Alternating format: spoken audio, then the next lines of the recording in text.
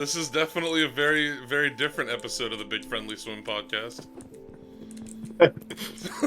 I love it. This is gonna be so interesting for sure. Yeah.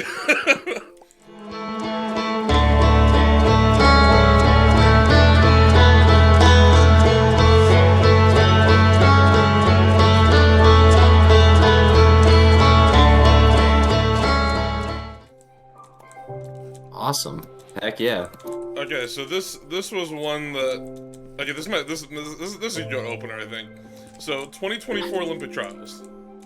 Coming Okay. into the meet, I want to know like what your expectations were, like what your goals were, and then talk to me about that 200 breaststroke because you went 208 flat in prelims, a time that ultimately would have made the team, but then like I think almost everybody in the final ended up being slower than the swims they'd done the day before. Yeah, I think you're definitely right on that.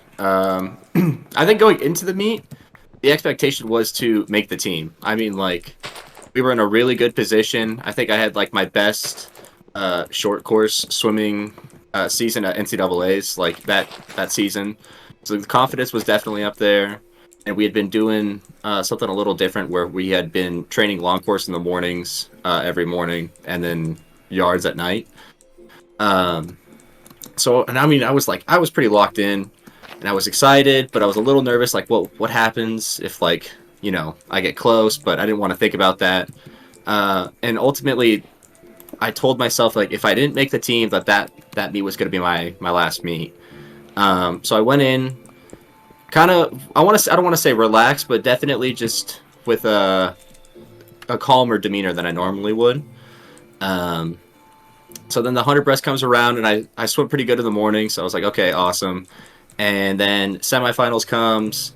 I go sub double O on fire. Like I was like on cloud nine. Swim off for ninth in the 100 breaststroke. So I was like, okay, well, at least I get another race. And that was like 40 minutes after that semifinal. And I was 59 again. So at that point, I was like, oh my gosh, like I think like this is it. This could be my meet. Because the 100 is definitely I don't want to say definitely my weaker event, but I mean, nobody really pictures, I don't really picture myself swimming the 100 breaststroke at a big meet like that. Yeah. Um, yeah, so 200 comes, prelims goes, I go like 208. I was like, oh, heck yeah. Semis come, 208 again. I'm like, all right, I'm locked in.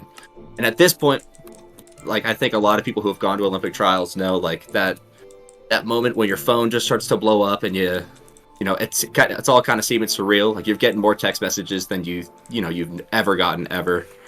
And every single, like, after semis, my phone just starts blowing up, and I'm trying my best to not look at it, but how do you not look at your phone when everybody's trying to like congratulate you or cheer you on? Yeah. And so that final comes around, and up until this point, I've had five races, and this is the one that I know matters the most. It's the one that like I definitely overthought a lot, and um, I think that was definitely like the mental issue. Not even just me, but I think a lot of guys in that final. Like that was just like that. We all knew that we all were contenders for a spot in that on that team at that very moment. So I think a lot of us were just trying to stay calm, but it was kind of like the just the jitters that always come. Um, and I think that was definitely something that I kind of pulled from that meet that yeah, I definitely have the ability, but the ability doesn't matter if I'm not staying calm and racing the way that I've been training. And it was definitely a hard lesson, but I'm glad I learned that now as opposed to further down the line at like a world championship meet or something like that. Yeah, I mean, I think you hit it exactly on the head that like there were so many people in that final, like almost pretty much everybody had a shot, and like I'm reminded of like somebody like Will Lacone who I think was fourth. I think he was fourth, and like probably the emotions he's feeling after missing out on three Olympic teams by like I think it's like a combined less than a second. Every time, like for the past three Olympic trials too, Yeah. and I couldn't even imagine. Like I know the feeling that I went through. I could not imagine how he must have felt. Like it's definitely nobody prepares you for that. Everybody always kind of like hypes you up and gets you ready, like, oh, you could make the team, you could go to the Olympics, but nobody ever prepares you for that moment of like, you could miss it by like such a small margin, and Yeah. to have like to find it with like to be the one to experience that, it definitely sucks, but it's adding more logs to the fire for the future. It's one of those things that I think is like definitely a situation of like what you make of like an unfortunate event. Exactly. Like at that moment too, I thought my rate, like my swimming career, had been done. Like I thought, that was gonna be my last meet, and to see myself come so close, and to know that I could have been there, um, it it kind of ate at me. And there were a lot of people close to me that wanted me to keep going, but I had to figure it out. And after everybody was kind of supporting me, and we were able to figure it out, then I knew that I had to get back into it for sure. How long of a break did you take like after trials till you got back in the pool? I this is I So after I moved home from Olympic trials, I was doing some general construction for my dad. So I was kind of like renovating some apartments, and I thought I was done. Like I wasn't swimming, I wasn't lifting. It's like, all right, that's how the cookie crumbles. And like I want to say mid August, I get that email for Short Course Worlds, and I was like, oh, right, my swimming career is still alive. Like we still have like another meet to go to. And so after at like mid August, I ended up like going back into training and trying to train for Short Course Worlds. So I want to say about 2 months I was out of the water. Honestly, that's like a fair amount of time, especially for like something like that.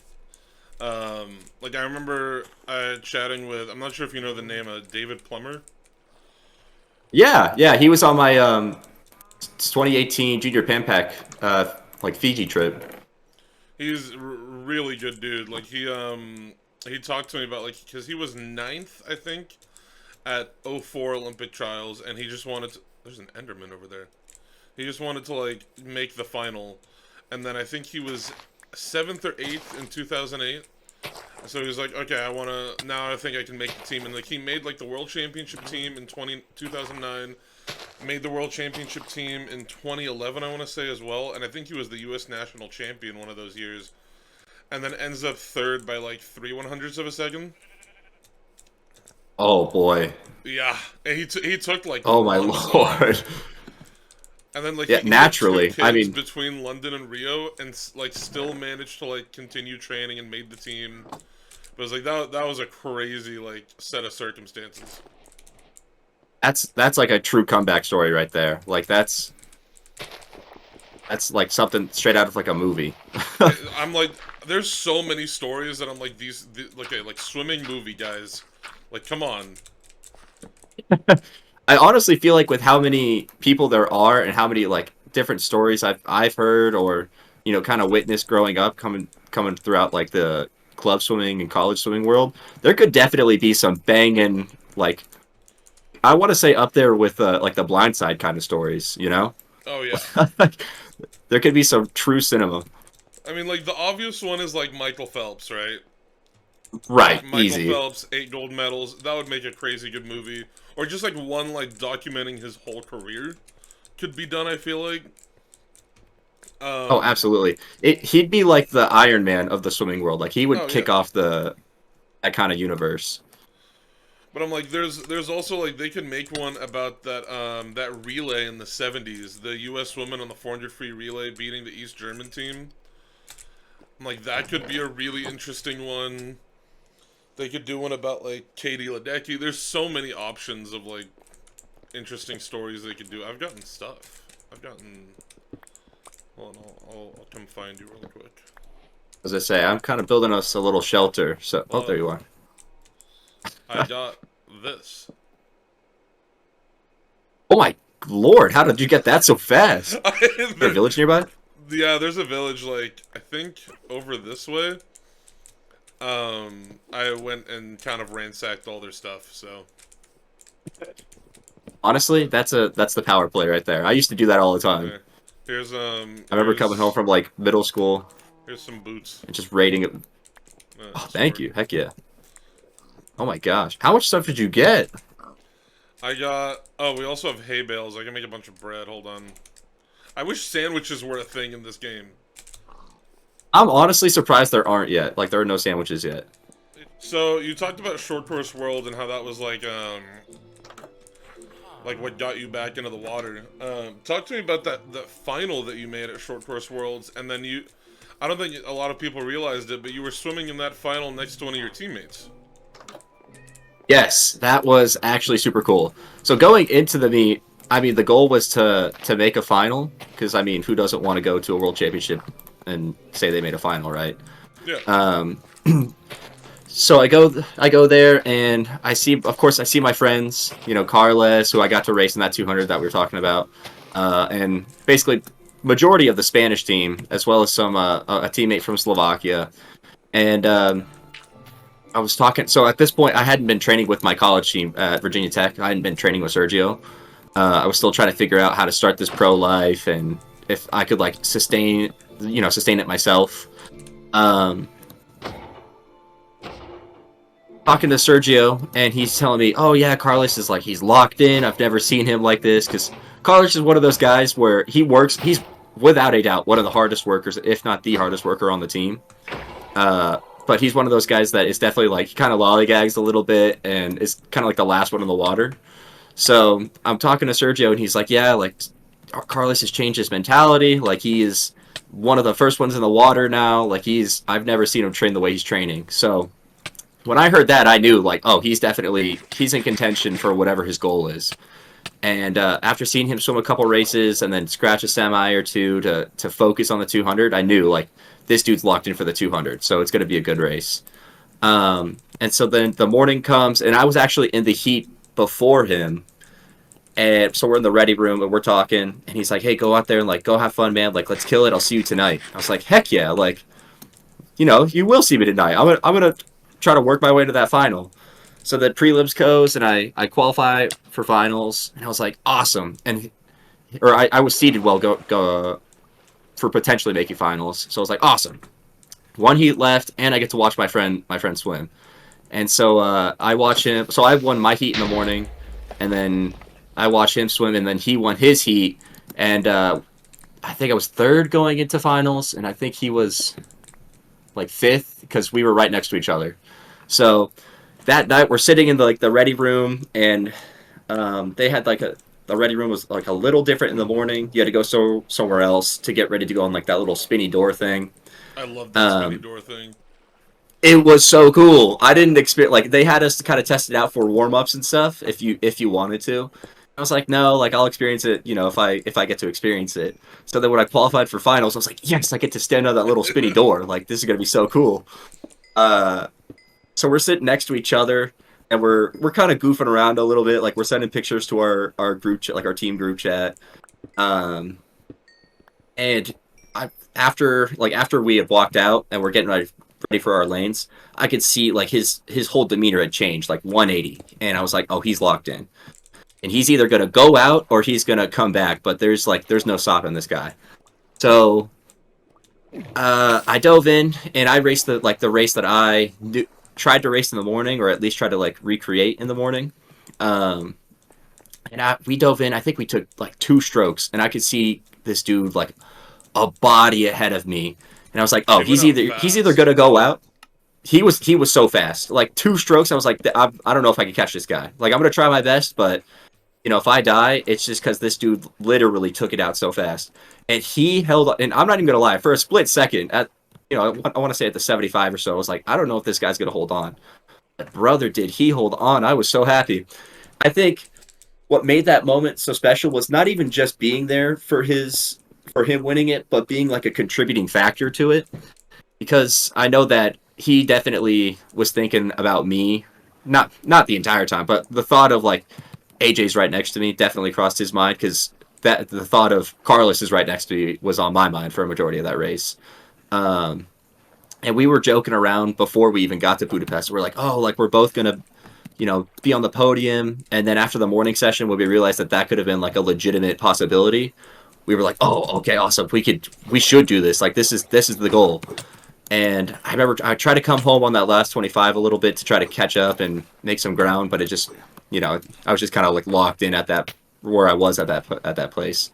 But then I hit the wall, and when I saw that he won, I was I felt so good. Like if anybody was going to win that, I was just happy it was him. Like he deserved it for sure.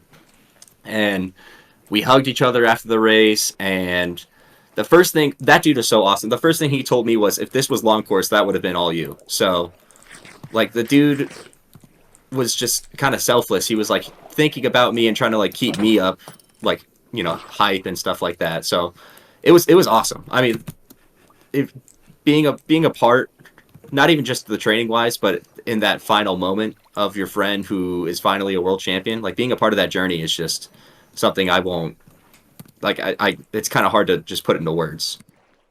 It almost feels like you're just swimming in a practice, like just alongside each other. Honestly, it felt like practice, but on like a different scale. Like I race this dude every day, but on this this level where we know it actually means something, it was just like it. I don't know. Like I kind of felt I had goosebumps. I had goosebumps like in the ready room. It was awesome. I had a race during like one of my second to last year on my college team. I was swimming the mile because I was a distance swimmer. I swam the mile in the 4 a.m. because I'm a masochist. Um, but I was racing one of my teammates. This guy is like, I think he's 32. And he'd swam on the very first edition of the team in like 2011. And he came back during COVID because like the season didn't count. We could just like swim like as much as we wanted. He came back during COVID and did like his last year of eligibility the year after that. So we're seated right next to each other in the mile, and I think I was like a body length ahead of him for like almost the whole race. And there's a video somewhere of the last like 200 yards. He just slowly starts eating away at my lead. Just very slowly. Like I looked at the meet mobile splits one time. He was outsplitting me by like a quarter of a second to like 3/4 of a second per 50. And it ended up being when we got to like 5 yards from the wall, I was still ahead of him 5 yards from the wall. Like we're at the flags, clear as day. I'm still ahead of him. Out touches me by 6/100ths of a second. Oh, it's the hundredths of a second that like Yeah, is the most painful. Oh my lord. I'm like anybody else. I would have been genuinely upset. I would have been like really bummed. But I'm like, we also both were talking about it, and we're like, we would not have done that fast if we weren't next to each other.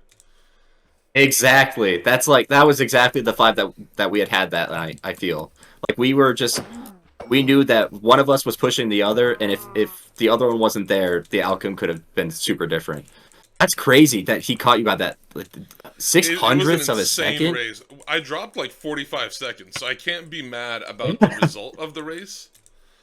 But like, oh my god! And then to add insult to injury, the next year it was a different guy, but he was stroke for stroke with me the entire 1650.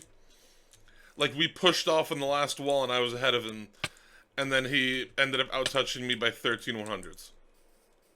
Oh, oh man, it's the multiple races like that. I would actually cry. Like, I mean, that race, I've I dropped another 20 seconds. So I was like, I can't be mad at the amount of time I dropped.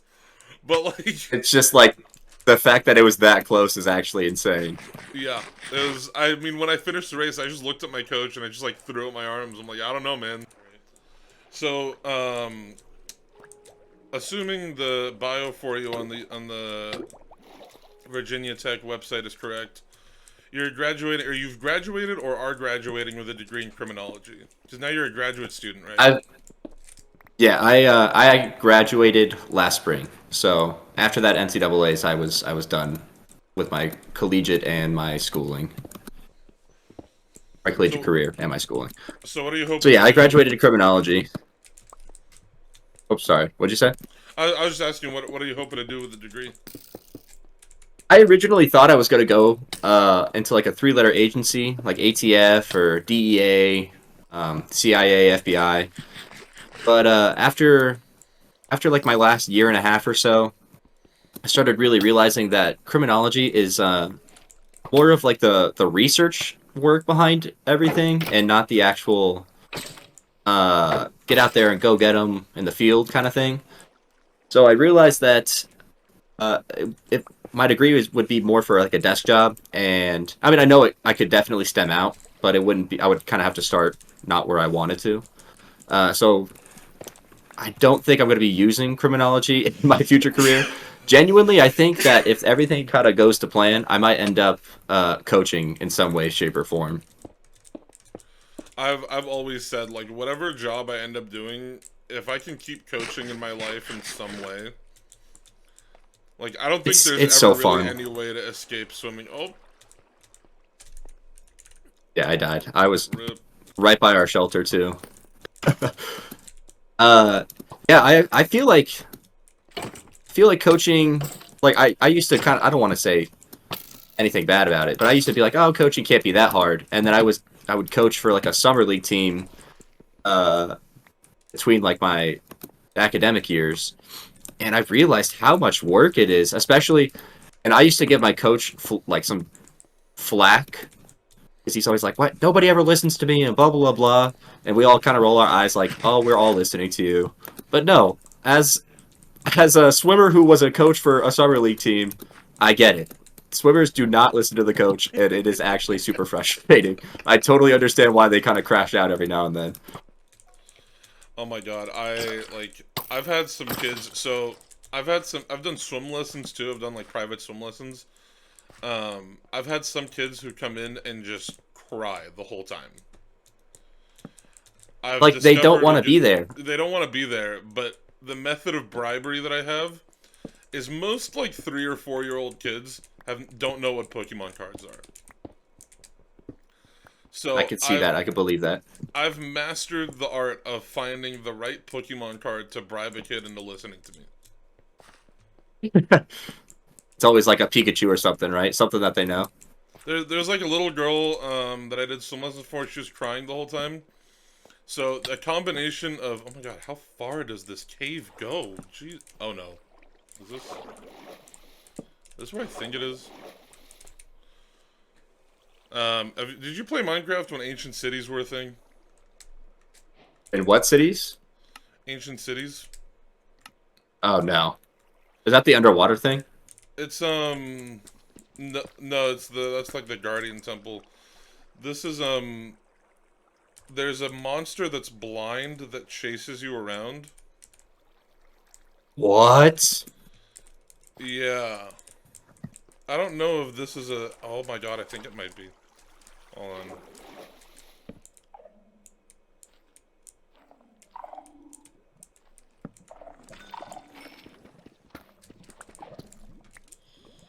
Spider is like I not found leaving me some alone. deep dark. It's like this area that's deep underground. Meanwhile, I don't think I've moved from spawn. I love I'm it. just like on an adventure. I don't know where I'm going. I'm trying to see if I can get us enough stuff to beat the game. Like if I can just speed run getting things. I have about a stack of iron right now, so we each have like full iron armor and tools. My good lord. You have been grinding away then. I'm like 1,000 blocks away. Oh my lord. Yeah, So so I think yeah, sorry, go ahead. I think oh, you're totally fine. I just was wanted to tag back on that question. I do think criminology was more just a stepping stone for swim, and hopefully trying to like pursue coaching in the long run. So that's what I think I got my degree in for sure. Yeah, fair Or enough. I guess I should say why I got that degree.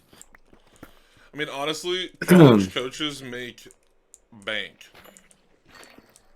I know. I know that I'd have to work my way up there, but it would just be like swimming. You have to start from somewhere, right? Yeah. Yeah, I almost had like a heart attack when I saw like how much like Dave Durden makes. I think it was somewhere in Oh the my realm of good like lord. I think his base salary is like 250K. and then I think he made like Was it 200. really? Yeah, and then I think he made like 230K off of Oh god.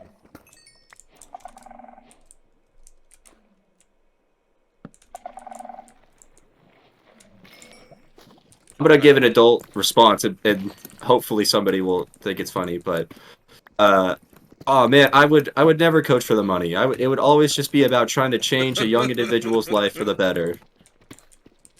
Money comes and goes, but these relationships, they last a lifetime. Coaching is definitely one of those jobs that I think gets like I was duped into thinking other jobs would pay this much because like when I tried to find a job that wasn't coaching, I was like, damn, they only pay like 15 an hour. I was getting paid like I don't know. I don't know how much like I got paid like 25 an hour for coaching my summer league team. Oh wow, But you got to think California 25 an hour is not much considering that how is much true. everything like what's like the price of gas where you are?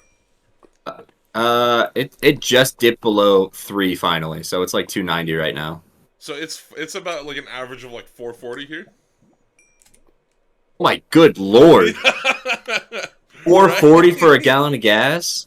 You're right. Jeez Louise. I would actually have a heart attack every time I filled my tank up. I would just honestly bike everywhere. Like so we get paid more, but it's like it's relative. Yeah, it's you get paid more because everything out there is Yeah. quadruple the freaking price. What in the world? And you guys have to pay for bags at the grocery store. I still think that's nuts. Oh, we just bring our like my family just brings our own bags. Oh, you have reusable bags? Yeah. I mean, I, at Trader I've Joe's, it's like I'm down to pay for like a dollar bag that it looks cool and I can reuse it. But most places don't That's have fair. that. I miss Trader Joe's so much. Oh my lord, Where are you Trader from Joe's is originally? banging. I actually grew up in Las Vegas, Oh, so did did you my swim for club swimming out Sandpipers? there. No, I swam for the club that trains out at UNLV, Team Rebel. Oh, So so that's actually how I know Pat. yeah. I mean, he wasn't my coach or anything. In fact, our like the college team and our club team were actually very quite separate. But I grew up when, I should say, I started swimming at that club when and Lors, the coach over at Arizona, he was the head. Like he had just gotten hired as the head coach job or head coach at UNLV, and then so I was there like when Pat got hired on and stuff. So I've known them for a while. So I'm borrowing a segment from Hot Ones because I've always wanted to do it, but like a lot of people that I've interviewed have like 3 pictures on their Instagram, so it makes it kind of hard. Um, Right. so I'm not sure if you've seen this picture. I can send it to you on Discord as well if you want. I It's uh the I got it. it's the picture of you and Sergio sitting by the pool. So give me the story behind this picture and like what or if you're comfortable telling us like what conversation you were having with him. Yeah. So that picture was actually taken at the warm up session of like the final session at NCAA's. So I'm about to get ready to swim like my last college race ever, and it was a little bit of like a bummer in the morning because I had swam like a pretty solid race for me in the morning in the 200, and I ended up missing the championship final, like the A final, by a couple hundredths of a second. And I could tell, like he could tell that I was pretty bummed by that. So trying to drop some. One thing you should know about Sergio is anytime you talk to him, whether you are looking for some life advice or not, that dude will drop philosophical lines of knowledge on you like He's all just the got time. lore for days. Exactly. Like he'll tell you a story about him starting a nightclub in Singapore and somehow tie that into why you're feeling perfect right after practice or something like that, right? And it's like I don't know, his tangents always stray away, but they always figure out a way to kind of get there. But this was not one of those times. uh, we were just actually just chatting. I think you could tell I was a little bit bummed like didn't make the A final, but I mean you can't be sad when you still have to race and score points. So we were just kind of sitting there chatting and kind of talking about a race strategy or like a plan to approach the night. And then that conversation maybe took like 45 seconds because I think we both knew like what I needed to do, and then we just kind of started talking about trials and what my plan was for like the summer or kind of like in the future. And so I kind of told him like, I think after trials like that might be my last meet if I don't make the team and yada yada yada. And the one thing he like said to me while we were having that conversation was, well, no matter what's going to happen tomorrow? And I was like, well, I don't know. And he goes, well, the sun's going to rise. The sun's going to rise and life's going to be okay, whether you make the A final at NCAAs or you make the Olympic team. Life's just going to continue on.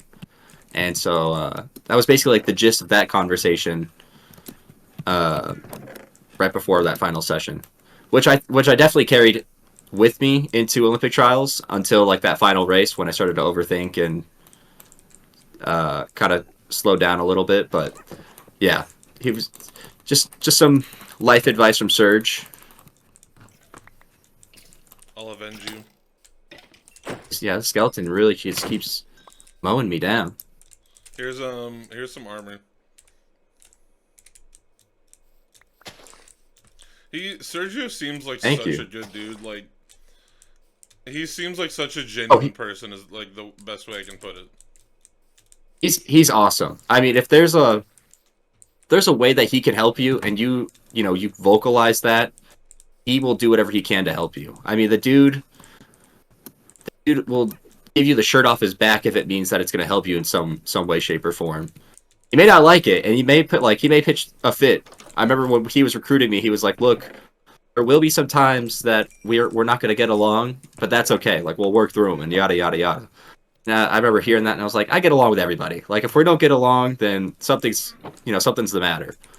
And then there are days where people aren't like super happy, or people are kind of missing intervals or something like that at practice, and it kind of puts someone in a bad mood and another person in a bad mood.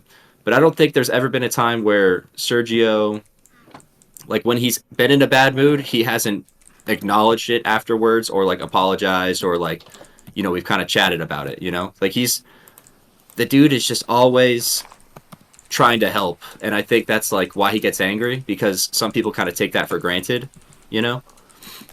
But he's awesome. Like he's the main reason I even came to Virginia Tech. I was originally going to go to Auburn for him, and then he didn't get the head coaching job at Auburn. So then when he got the head coaching job here, I followed him. Like I basically just followed him here. Like it was spur of the moment. I didn't even take a trip here. I committed, and then thought to myself, "Oop, what if I don't like Virginia Tech? Like, what if I get there and I'm like, oh, this stinks?" And then I got my trip, and I was like, "Oh, okay, this is awesome. Like, I love it." And I seeing Surge and like, what he was trying to do with everybody over here. It was like I knew I'd made the right decision the second I'd set foot on campus. I like when I was in high school, like I always wanted to swim collegiately.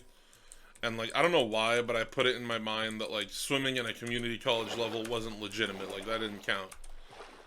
Um I like ended up so the way situations ended up for me was my first year didn't count because of COVID. Our second year, the California Community College Association like didn't count that either, so we just got to compete as much as we wanted, but it didn't like matter towards eligibility in the slightest. Um, Interesting. so my third year, I had transferred out by this point. I was going to a university like 40 minutes away, so I would just come to practice and then go to class. And I did the Oh same wow. thing my fourth year. So I ended up getting 4 years out of what should have been two. There's another ruined portal over here. What the? I ended up getting 4 years out of what should have been two. And like now I'm like I just got the approval today to like go and coach with the team. Oh, this could totally become a portal. Um, so it's one of those things where like at first I was like I don't want to do this. This is like not worth my time. And now like 5 years on, I'm like oh my god, I'm so glad I did that. I totally get it. I think that's the right move for sure. Just like as I don't. long I as remember you're telling myself, "Oh no, go you're ahead. good. Keep going." Oh, I just remember saying like I remember telling myself like I don't think I'm going to coach and yada yada yada. But then after experiencing it a little bit and getting to this part where I'm making all these relationships in the sport and like meeting so many people, making so many friends, I definitely want to keep with it. Like I think what swim is one of those sports where even if you want to get out, it's impossible to. Like you're just never gonna get that second foot out of the door. Oh yeah, I don't think I like even before starting the podcast, mind you, I was following swimming on like an encyclopedic level in like 20 Really. in like 2016. Oh god, I might drown. Define an encyclopedic level. That's I've never heard that term before. Um I could tell you on the 2016 Olympic team, not as well on the 2020 or 2024 ones, but the 2016 Olympic team, for the most part, I could tell you if you like named someone random, I could tell you all of their races, what places they got, sometimes what places they got from prelims to semis to finals, and then most of the time what their time in the final was. Oh my lord. That's actually Like, sick. Like imagine spit that kind of that knowledge out. well, like it's So it's so funny to me because I'm like, I just kind of like like the ADHD hyperfixation thing. yeah. I've never been officially diagnosed with ADHD, but like I think it's a fairly safe bet. Yeah, I definitely feel like some people can make that self-assessment right there. Like that right I think that checks out. Yeah, it like oh my god. I mean it also just comes from like a place of like I love swimming. I have had so much fun with swimming. So like when my college swim was ending, it was like I wanted to do something to keep me in touch with the sport. Like the podcast ended up being like the perfect way to do that, and now it's like grown beyond anything I ever thought it would. Like if you told me like 4 years ago you're gonna be at Olympic trials, I would have called you a liar. And now here you are. You're going to Olympic trials and you're like conducting these interviews and stuff. You're still sticking with the sport. Yeah. That's sick. That's super sick. Oh yeah. I mean, like any sort of events or anything I go to, like anybody asks me, like, "Oh, what got you into this? Like, like, how are you doing?" I'm like, "I'm having fun, man." That's like Yeah. 90% of the answer I give people. It sounds like me. Everyone's always like, "So how much farther are you going to take it? Like, what are we thinking for the future?" And I always just hit them with the, "I'm taking it a day at a time." You Yeah. know, like I can't if I'm trying to think 4 years ahead right now, I'm only going to be setting myself up for a ton of obstacles. You know, I'm hip. Like you got to just have fun and take everything a day at a time.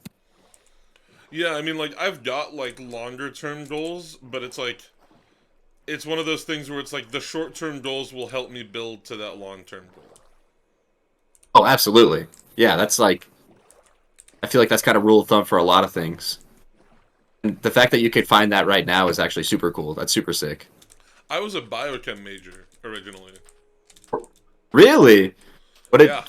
Okay, so and you decided to kind of stick with swimming. What did you Well, originally think you wanted to do with biochem?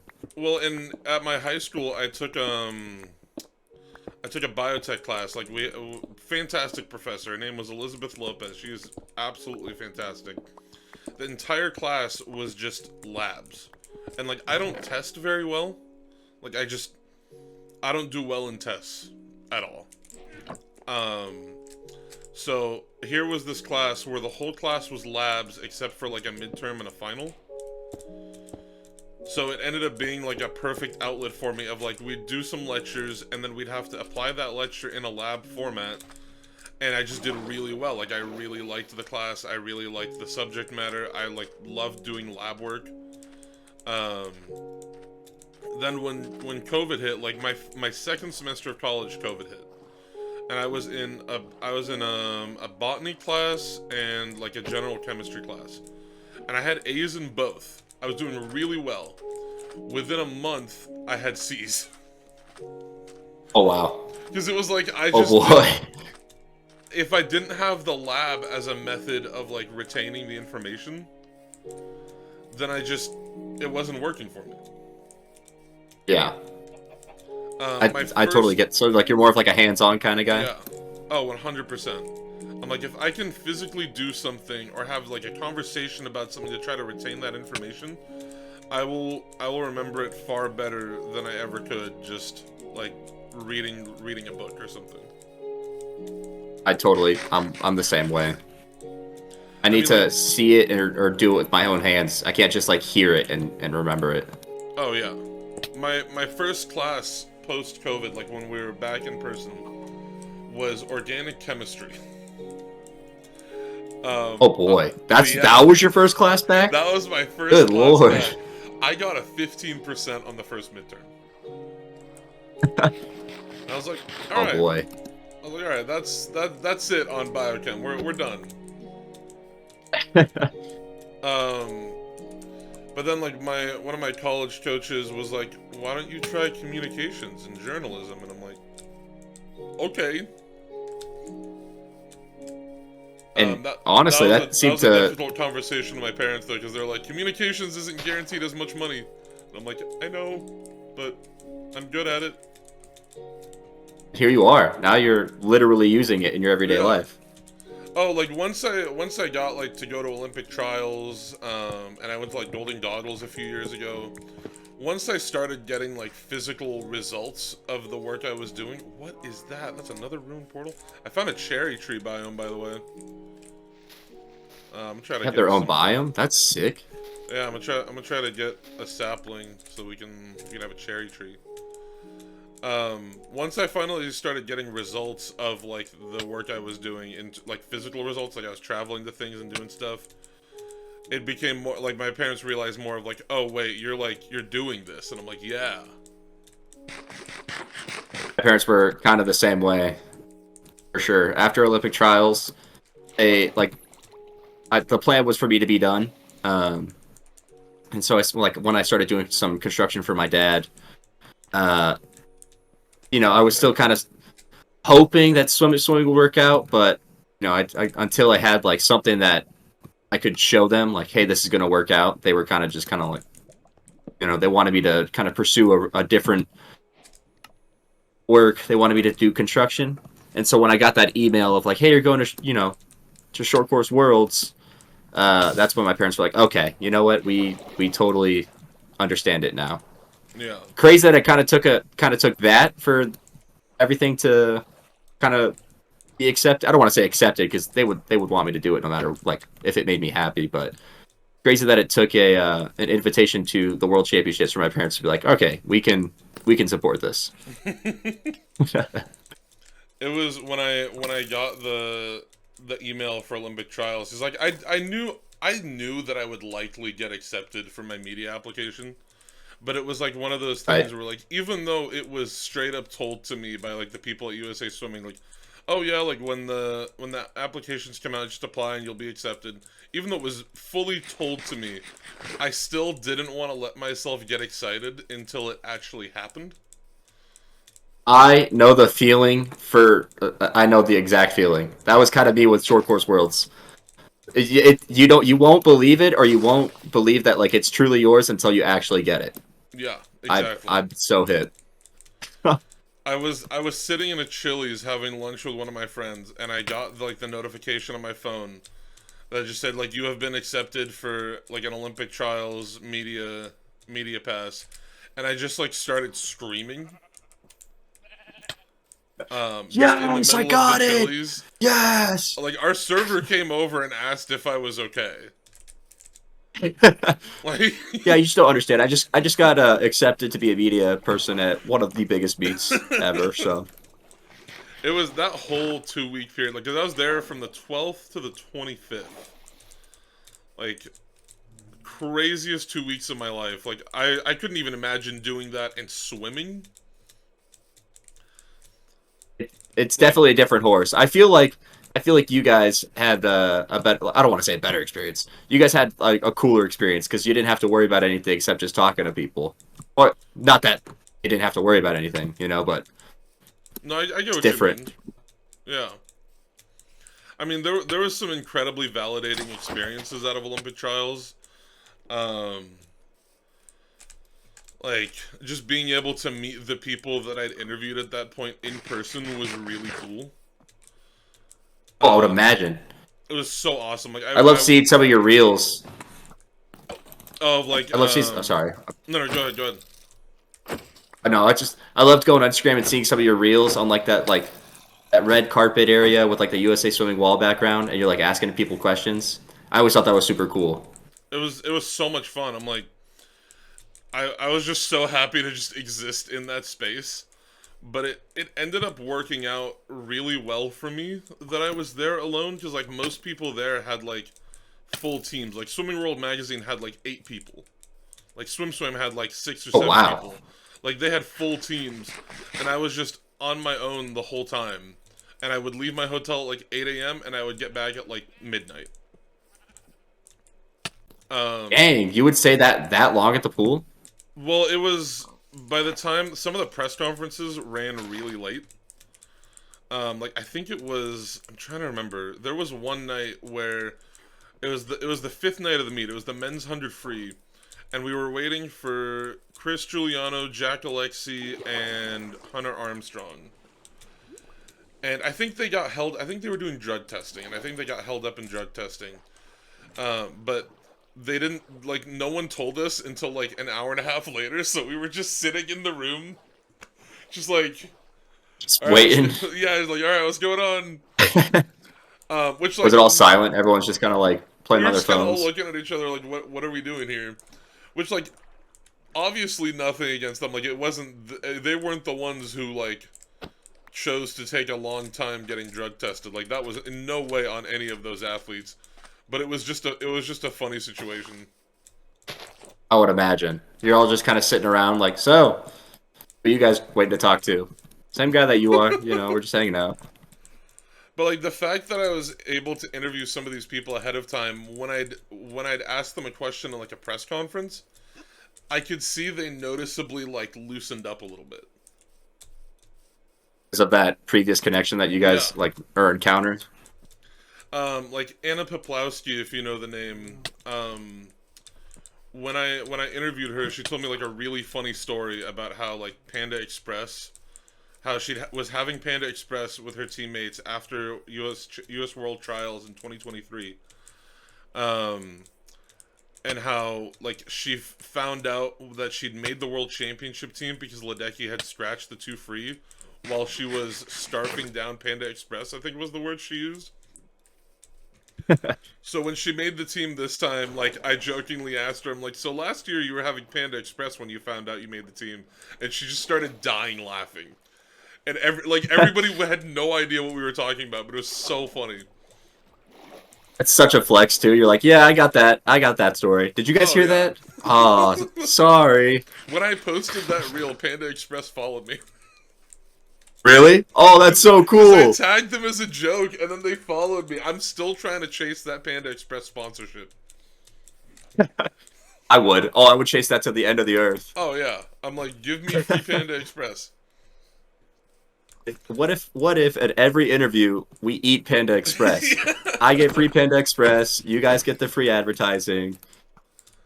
Oh my God, they've seen my messages. I've like they've seen me message them. They just haven't responded. I'm like, come on, Panda Express. Those bums. It That was, I it would was be I so would funny. I would hit them up every day. I feel like it's a Oh principle. yeah. You have to at this point. Okay, I'm gonna get us through some of these questions because we still got three more. Oh yeah, I'm Um, so sorry about that. oh no, nothing at all to be sorry for. My interviews are famous for going on longer than planned because they become more of a conversation. I feel like. I think that's a sign of a good interview. Like Oh if yeah. you're sticking to the paper the entire time, you're not really getting the full person. And most of the people that I interview like are around my age, anyways. Like the average, like if I added up like the average of everybody that I've interviewed, the average age is probably like early 20s, and like I'm 23, so it's like most people are No around my way that I'm age older than you. demographic. Or you're 24, right? Yeah. I did Um, not expect. I expected us to be like the same age. I did not expect to be older than you. What in the world? I'm April 2001. I shaved too. If I had a beard on, I'd look way older. I shaved a few Do you days get a ago. good beard? Oh yeah. It like I'm so jealous. it will grow so fast. Where am I even going? I've literally just been running this whole time. I'm almost done with the house, which will be pretty cool. Nice. So there had to have been like a moment in your swim career where you realized like, okay, maybe swimming at an elite level is a possibility. I definitely agree. And I don't think that the first person to have that thought was me. I think the first person to have that thought for me and like truly kind of develop me was my coach or my coach back on my club, Team Rebel. Her name was Lorena Diaconescu. Oh, I know She the was name. actually, yeah, she was actually an Olympian for Romania in the Atlanta Olympic Games and Sydney, I believe. And her daughter, who's actually she's a monster in college right now. Her daughter's name is Rebecca. She swims at Michigan. She's already an Olympian, and she semifinaled in the 200 at Paris this year or last year, I guess, is now.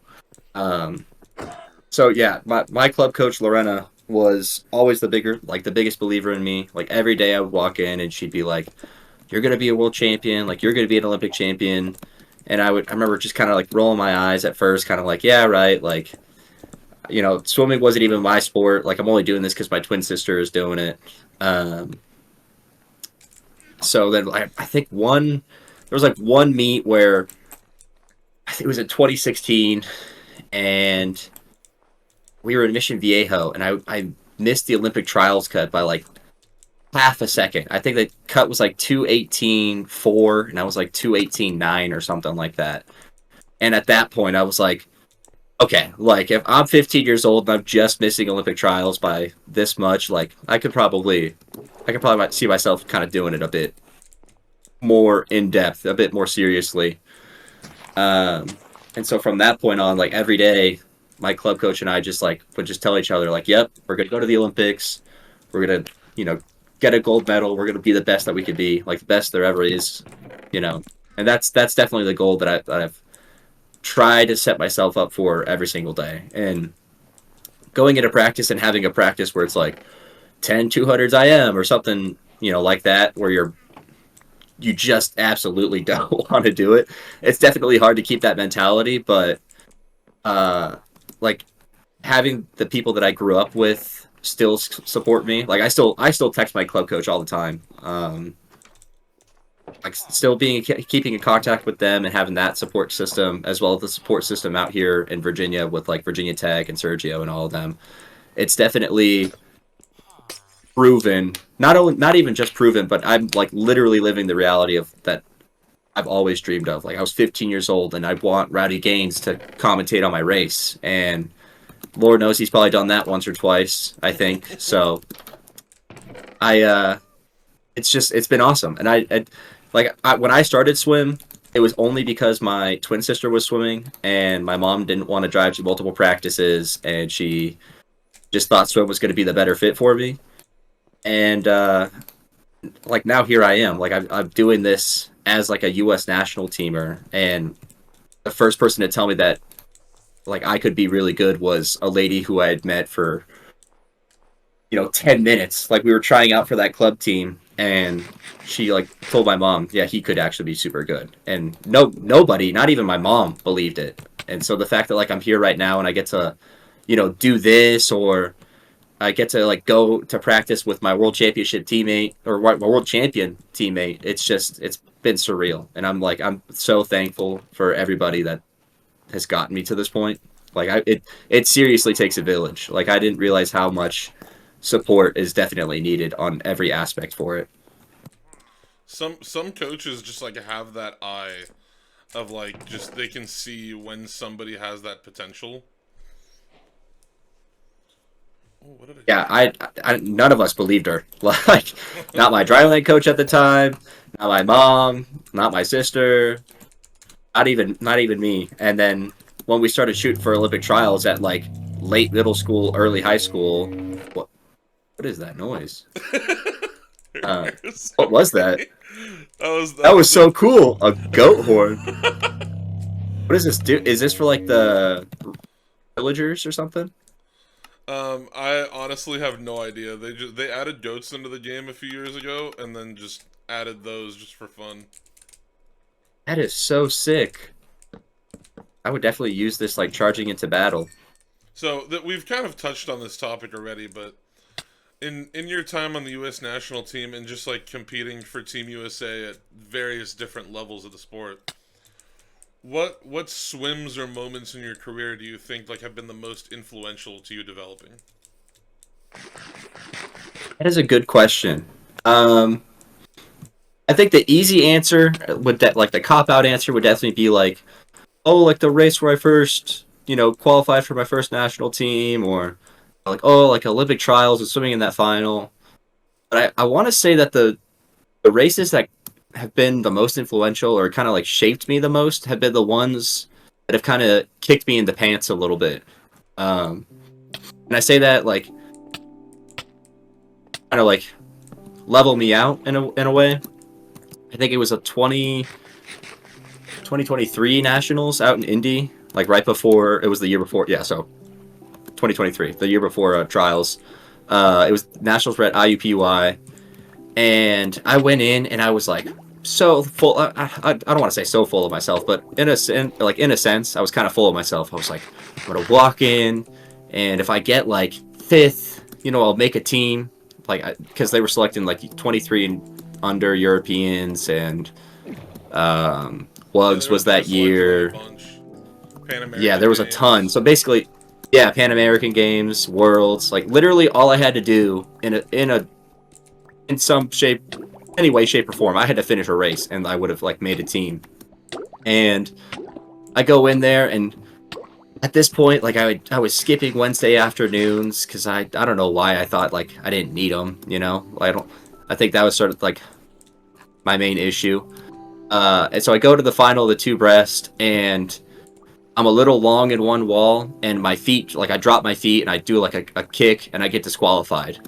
And like knowing I could have been on a team that summer, but I wasn't because I was just being lazy and something like that. It kicked me in the pants. It was like, all right, bud, like time to lock back in, realign a little bit. So I would say like the races where something like I've learned a lesson from have definitely been the ones that have been influential or kind of shaped me. So like that one for sure. And then this one's not necessarily a bad one, but it definitely taught me like how to push myself a little bit more. And I want to say that race was the prelims of my 4M at ACCs last year. I was like stress free. It was I don't want to say my worst event, but out of my lineup, it was like the one that didn't really matter to me the most. And I go there and I'm hauling the first 300. I think like the 300, I was like 250 or something like that. And then I just die on this freestyle. Like I was leading the pool length by like 4 body lengths. Like it was actually kind of disgusting. And then I turn for this freestyle, and I kid you not, like I take a breath and I hear myself go, and at that moment I just knew it was over. Like I was fighting so hard, and I came home like 57. Like it was almost as fast as my breaststroke split. It was so bad. But like having that race kind of like taught me like, all right, even though you may be swimming well, you still got to fight till the end. And I definitely had forgotten what it felt like to fight until the absolute end right there. So I would say that those were probably two races that kind of shaped me the most. That DQ in 2023 at nationals, and probably one of my best races in that 4IM at ACCs last year. Trying to think of like what would be my answer for a race that shaped me the most. Because like I Oh, wrote you that brought the cherry question. tree. Oh, it grew. Yeah, that's so cool. What the heck? Yeah, there's. Good. Wow, Hmm? like good choice. This is definitely adding like to the scenery of our little shelter. It's such a neat like tree. I was so happy when they added it. And that should give us more Yeah, that's. saplings too to add to it. Oh heck yeah! I haven't found All right, a. sorry, I completely didn't mean to interrupt. What would you say your like Oh, I was your saying like answer was? I'm like not sure. Oh, hello. Hmm.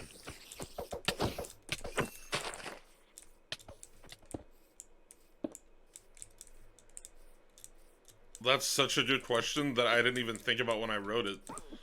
But like I should have. Oh, that was a really good question, honestly.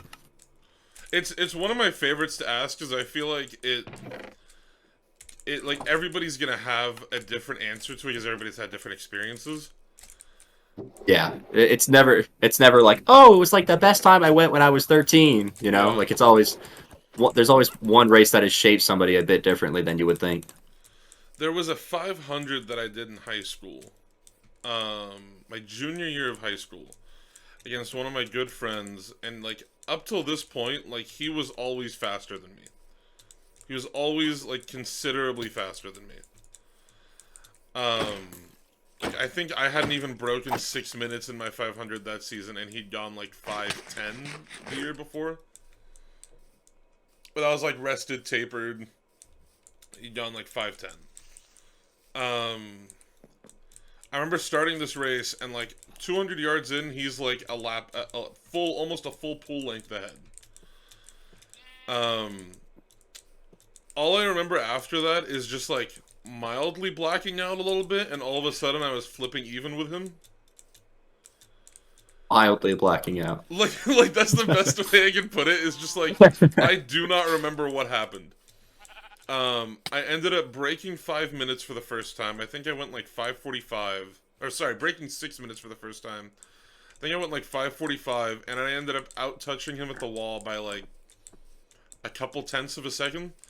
And it was like not that Oh, race fire! specifically, but like that whole season we went back and forth in like racing each other in the 500. Like I think he ended up having the one up on me by the end of the season because we raced 7 times, and I think I won 3, he won 3, and then at conference champs he won.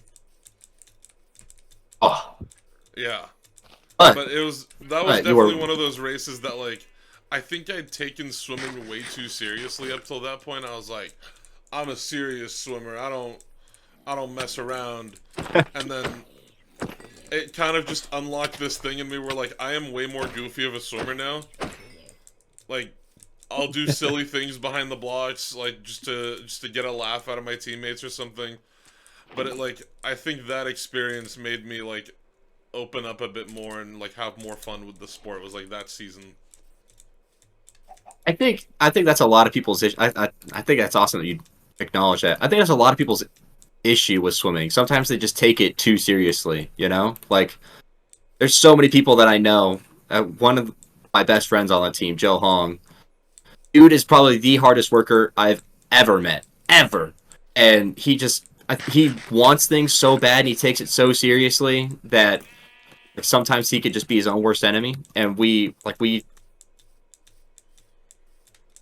have a little bit more fun with it, but it's the passion that people have can sometimes just trip them up, you know? Oh yeah, I mean like there's another example of like one of my he's now like one of my best friends, but a guy named Marku that I swam with.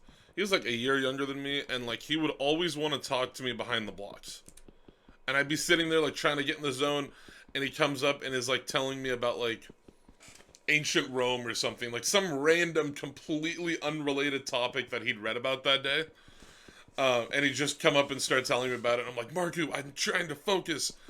And then at some point, I kind of realized I'm like, wait, this guy is just trying to be my friend, and I'm just being an idiot.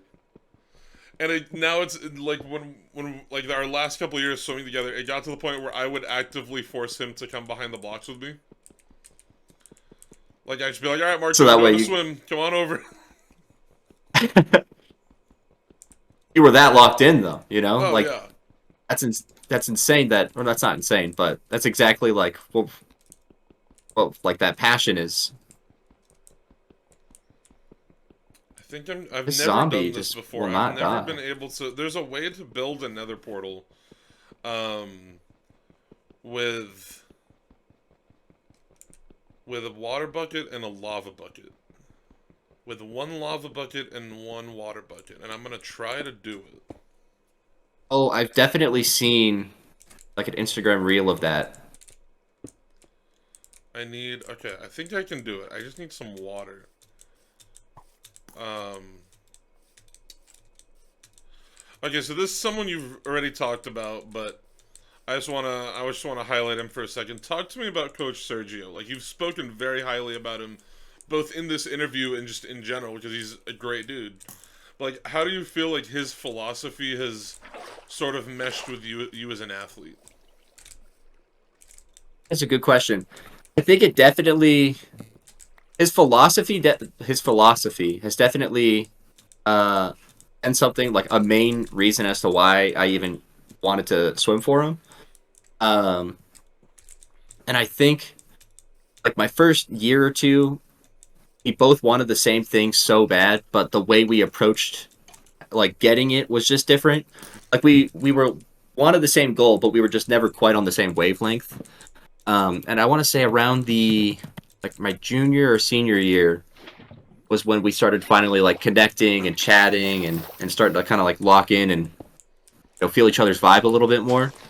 Um, and there was nothing ever bad. It was just kind of like I came from a club where race pace was majority of how we trained, and Sergio's more of a slower like let's fix what we can fix and get better small like get better each day. You know. Yeah. Um, so it definitely took me a bit to kind of adjust to that. But then once I did, and once we finally started to connect and everything like that, everything started to ride a bit smoothly. Or I shouldn't say a bit. Everything did ride smoothly. Um, yeah, he's like the main reason I even came to Virginia Tech. He's just been so honest about everything. I remember during the recruiting like process, I had a lot of coaches on the phone. They would always tell me at this point, like Tokyo still hadn't happened, obviously. So all the coaches would be like, yeah, if you come here, we'll make you an Olympian. We'll get you to Tokyo, no problem. Like you have the ability, we can take you to Tokyo. And he was the only one that sat down with me and my family at dinner and looked at me the very first day he could, because there's that period where after after a certain point your senior year, the coaches could come to your house and like have dinner with you and stuff like that. So he was the first coach to come out, made it a point to be the first coach out, and he had come to watch like a couple practices at this point, like four or five, and he sat us down at dinner and he looked at me and he goes, "Look, you have the ability to go to Tokyo, but I just don't see it happening right now. But that doesn't mean that we can't get you to any other Olympics." And that was probably the most honest answer or honest thing a coach had told me during that recruiting process, and I knew from that point on, like, he's not going to lie to me. He's not going to blow smoke in my direction. Like, if we're going to work together and try to get this like partnership off, we're going to work together every step we could. And after that, like that's when I committed, and I've just been a part of the journey since, and I'm so thankful. Like to think that I've known that guy for like 8 years now is actually insane. Because I feel like every time we talk, it's just like two buddies in a sense, especially when he's dropping his philosophical wisdom on you on a Tuesday morning right before practice. I always joke with my coach. I'm like, you're never getting rid of me because it's like year 5 of me like being around. Like I always tell him, like he's like you're just like the oldest member of the team at this point. That's what Oh, I'm so starting dead. to feel like. Honestly, it's so Oh, I'm weird. so dead. I'm a Are you in goner. a cave? I'm in the Nether. Oh, what? Where's the portal? Oh, here, let me come get you. Let me dump some things. Where was it? I think it was this way. Yeah, that's starting to that's how I'm starting to feel on the team right now. I'll walk in and I've got like freshmen who I've met a couple times, and they're like, "Oh, what's up, Unk?" And I'm just, I gotta walk in and being the oldest guy on the team. It's so weird. Not even on the team, the oldest guy in the pool. Oh my god, like I feel like now, like, I feel like being 23, like, my younger brother is a freshman in college, and I'm like, it feels like such a generational gap. It really does. It truly does. So after Olympic trials, when I was training back home for Worlds, um, I obviously wasn't training at home because, or not out in Blacksburg, because I was still trying to figure out that how to start pro swimming and stuff. And so I ended up texting um, the head coach of the club that my teammates have come from out in Virginia Beach, because I'm like an hour from Virginia Beach. And I'm like, hey, like I need help. You know, this is like the situation I'm in. Is there any way I could train with you and your club and yada yada yada? And he's pretty familiar with me because he was a coach over at Mission Viejo before he moved out east and took the head coaching job over at Tide Swimming out in Virginia Beach. And and every time for holidays and stuff, my twin sister and I would swim with him in his club while we were at home for break. So I had known him quite a bit, and he was like, "Yeah, absolutely. Like, let's draw up a plan to get ready for Worlds." And I knew I was going to be training with high schoolers, but I completely forgot what high schoolers are like until I started training with them. Good Lord, I thought I could only understand like every couple words because they're all talking in like memes that I'm so out of touch with now. It's like, and here I am. My birthday hadn't happened yet, so here I am at 23 at the time. I'm training. The nearest person my age is like 17, and they're just talking about Skitty Me Toilet and You know, there's like a Big toy for it at Justice. Target now. Is there really? Oh It's my, a real thing. It costs like $20. oh my gosh! Yeah, it's People will make anything into a product. absurd. Yeah, I didn't realize, and then I came back here and like I'm talking to the freshmen, and I definitely feel older, but it's nice. Did you shoot something at me? No, Uh, I put a fire um, charge on the side of the block so it like burned you for a I second. was wondering what I thought a gas had like shot something at me for a second. Yeah, that generational gap is definitely the I didn't. That's the term I was looking for the past couple months because I mean I still talk to them every now and then. Like every time I see a meme on Instagram, I'll send one of them like the meme that they talk about at practice.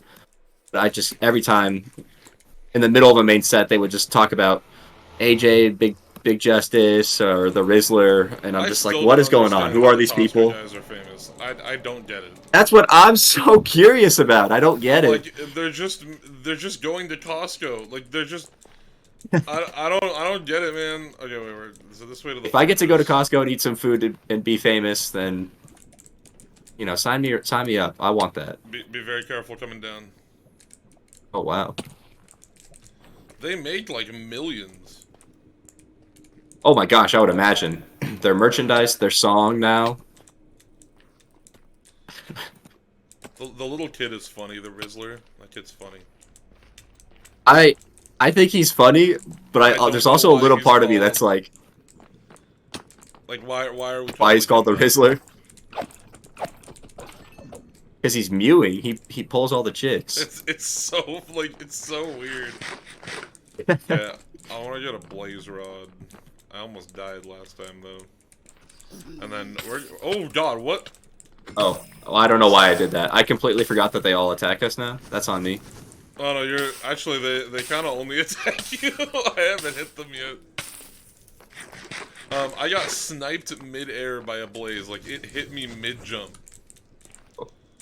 Oh no, Oh I'm on well, I'm fire. gone. I'm That's- definitely done. Oh no, I'm good.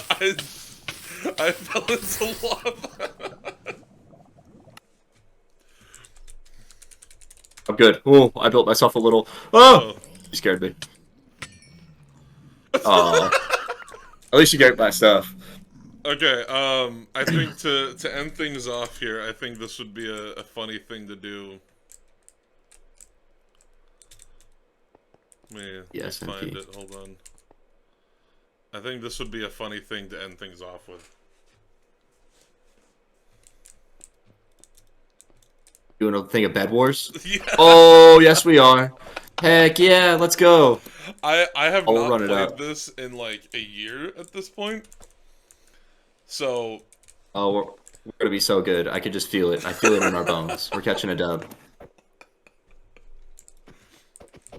because I do have another interview in 20 minutes, but I'm just gonna go right from this one into that one. Are they also gonna play Minecraft? No, this one's just over Zoom. This is with Did you hear about that kid from Kansas, Jack Punswick? The name rings a bell. He was a state champion for his high school team last year, and he was diagnosed with Hodgkin lymphoma. Oh my gosh, no way. And while undergoing chemotherapy, went the fastest time in his state again. No Now, way. now, Oh now my we have state gosh. championships again next week, where he like is favorite to win.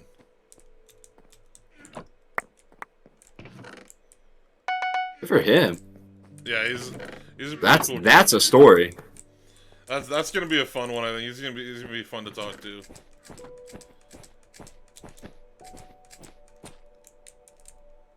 Oh god.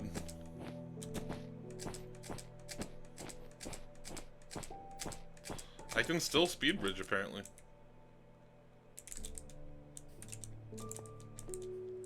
Leroy Jenkins. So we can...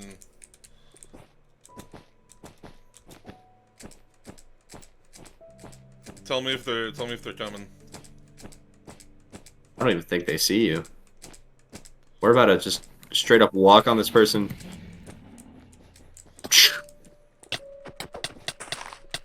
Oh my god, he knows how to play video games. So He close. should be like one hit. No. Oh, you got him. He was one hit. Oh, that's the most accurate call I've ever seen. Oh, we got their bed. That's one big boom right there. That's one big boom. Alright, now we gotta finish him off. That's so funny how that worked out.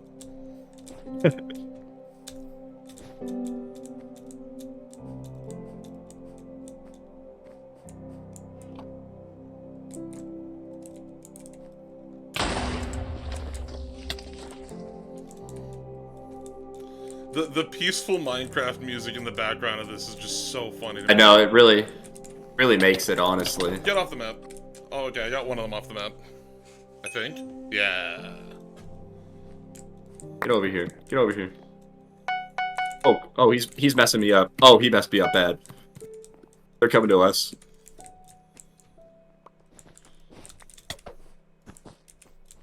Oh, that was big brain right there. Okay, we got a team apparently. Honestly, I didn't think we'd get this far. How did you get all that wool? It's in the shop. Oh. You can get 16 for 4 Yeah. gold. Or 4 iron, I mean. Back in the day, I was decently good at this game. I mean, we're still speed bridging, so. I'm about to get yellow bed. They just kind of left it alone. Oh! I'm also gonna steal all their stuff. Hello, yellow team.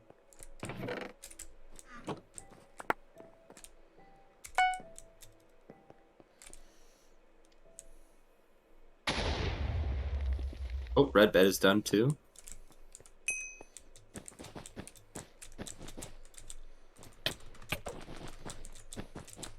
Oh, I've got 3 diamonds.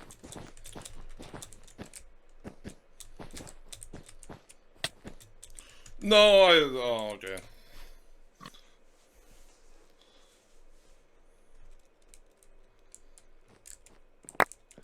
One time, my friend and I, we no-lifed this game during COVID.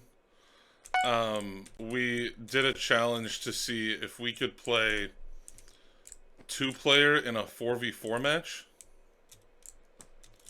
Oh, wow. So we had 2 of So, our like, friends you two join versus... with us. Yeah, we had 2 of our friends join with us, but then they disconnected. So it was just the 2 of us in a 4v4 match. Pink is guarding their bed real good. How did you guys do? We won. We won first try. I think we just got Oh, really wow. lucky. Like honestly, I think we just got lucky. But we did win first try. I'll send you the link to that. It's pretty funny. I put like hello. No, that was so Yo. fast. Yeah, he had shears. You get over here. He's running. I got him down. That's why he's running away.